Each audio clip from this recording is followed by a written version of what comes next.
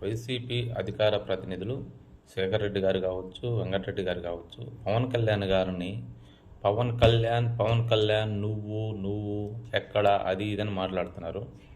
దయచేసి మీరు సంస్కారంగా మాట్లాడడం నేర్చుకోండి, గౌరవించడం నేర్చుకోండి.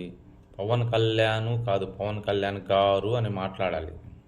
అది సంస్కారం. మీకు ఎలాగో సంస్కారం లేదు, మనిషిని ఎలా బోధించాలో కూడా తెలియదా?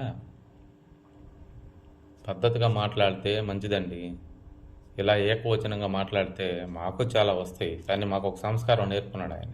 అందువల్ల మేము అలా మాట్లాడలేని పరిస్థితిలో ఉన్నాం. ఇంకొకటి, నీదే మతం అని అడుగుతున్నాడు వెంకటరెడ్డి.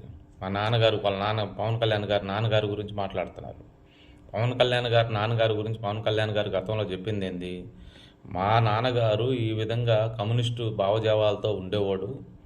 క్రమేణా ఆయన ఆంజనేయ స్వామి భక్తుడయ్యి ఇలా మారాడు అని చెప్పాడు.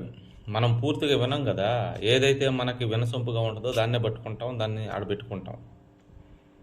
ఎప్పుడైనా మనము చదవాలండి, కొంచెం భగవద్గీతలో, పురాణాలో, బైబిల్లో చదవాలి. నువ్వు బాప్టిజం తీసుకున్నాను అని చెప్పావు అని ఇంటర్మీడియట్లో అని చెప్తావు. ఎప్పుడు చెప్పాడు ఆయన బాప్టిజం తీసుకున్నానని? ఇప్పుడు ఒక భగవద్గీత చదివితే దాని గురించి పూర్తి నాలెడ్జ్ వస్తుంది, పురాణం చదివితే దాని గురించి పూర్తి నాలెడ్జ్ వస్తుంది, బైబిల్ చదివితే దాని గురించి పూర్తి నాలెడ్జ్ వస్తుంది.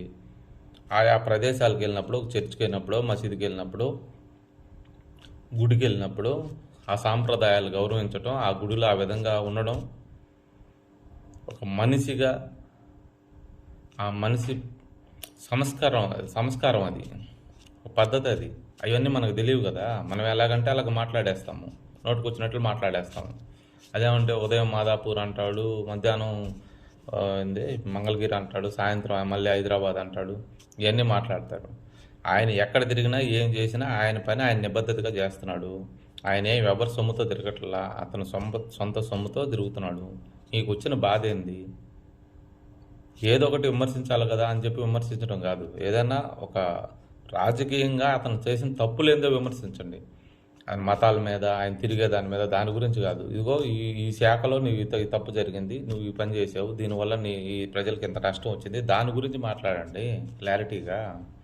అది వదిలేసి పవన్ కళ్యాణ్ గారు అట్ట, పవన్ కళ్యాణ్ గారు ఇట్ట, పవన్ కళ్యాణ్ అట్ట, పవన్ కళ్యాణ్ గారు అని మాట్లాడండి, మర్యాదగా ఉంటుంది.